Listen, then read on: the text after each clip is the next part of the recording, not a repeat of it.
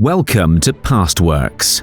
Today we dive into the captivating story of Sidney Smith, a British Royal Navy officer and formidable rival to Napoleon Bonaparte. Join us as we unravel the remarkable life, strategic prowess, and lasting impact of this unsung hero who stood as a formidable force against the tide of Napoleon's France.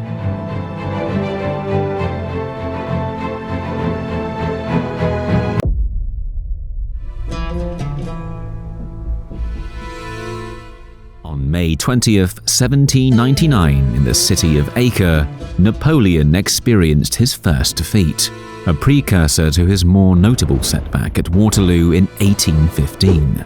Acre and Waterloo stand as symbolic milestones in Napoleon's extensive career of 80 battles.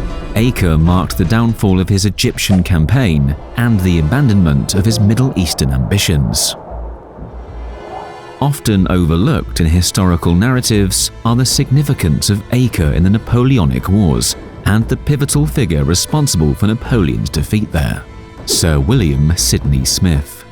The enduring and deep-seated animosity between these two individuals played a crucial role in shaping the siege of Acre, leaving a lasting impact on Napoleon that lingered for years to follow.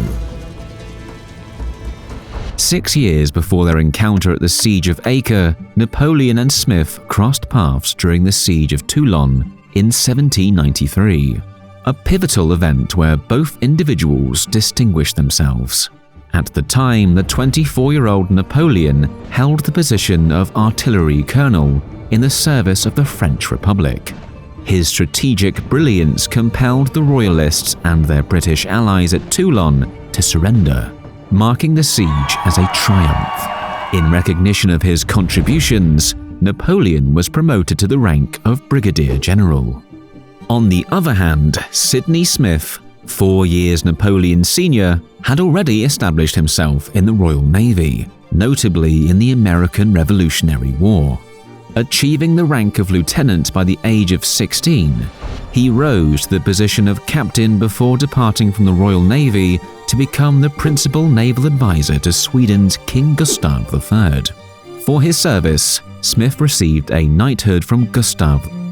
During the Siege of Toulon, despite not serving in the Navy at the time, Smith played a crucial role in assisting the evacuation of the Royalists and the British forces by destroying a significant portion of the French fleet. However, he was subsequently captured and sent to the Temple prison in Paris. According to the standards of the time, particularly considering Sir William Sidney Smith's status as a civilian, it was anticipated that the French would release him.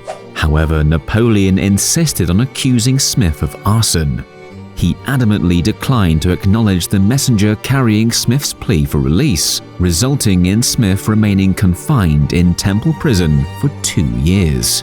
While in captivity, Smith inscribed a letter to Napoleon on the shutter of his cell, which inadvertently transformed into an open letter as it reached the press, leading to its publication. In the letter, Smith cautioned Napoleon about the unpredictable turns of fortune's wheel, predicting that their roles would one day be reversed. He even speculated that Napoleon might find himself occupying the same cell he presently inhabited. Eventually, French royalists and the British orchestrated his rescue.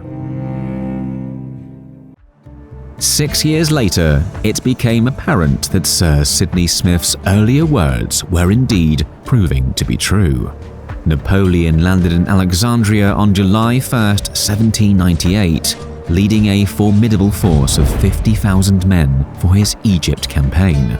In less than a month, the British Navy delivered a severe blow to Napoleon, obliterating his fleet on the Nile and leaving him effectively stranded. Undaunted, Napoleon pressed on with his land campaign, harboring visions of emulating his hero, Alexander the Great, by triumphantly marching on Jerusalem. To realize this ambition, capturing Acre became pivotal.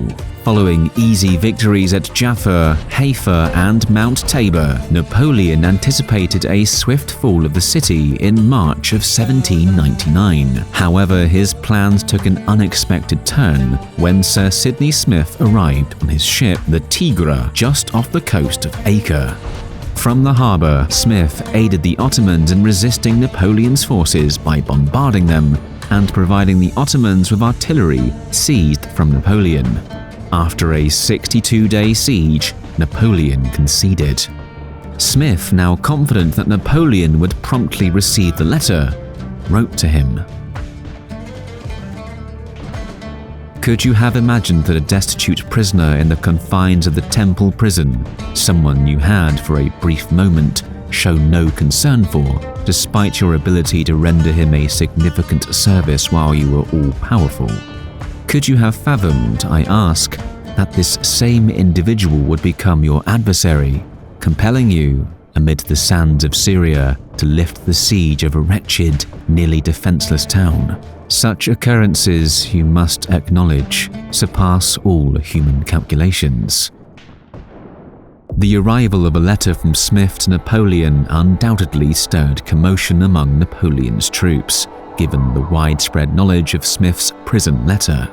Enraged and humiliated, Napoleon fabricated a story to his staff, asserting that Smith had challenged him to a duel. However, beyond dealing with Smith's arrogance, Napoleon faced a more pressing dilemma: approximately 2,000 wounded or ailing soldiers under his care. Returning them overland to Egypt seemed unfeasible. In adherence to customary wartime practices, evacuation by nearby French battleships were permissible. Nevertheless, Napoleon refused to submit to Smith or request terms for the benefit of his men. Instead, he chose the grim option of poisoning his wounded soldiers with opium after leading them back to Jaffa.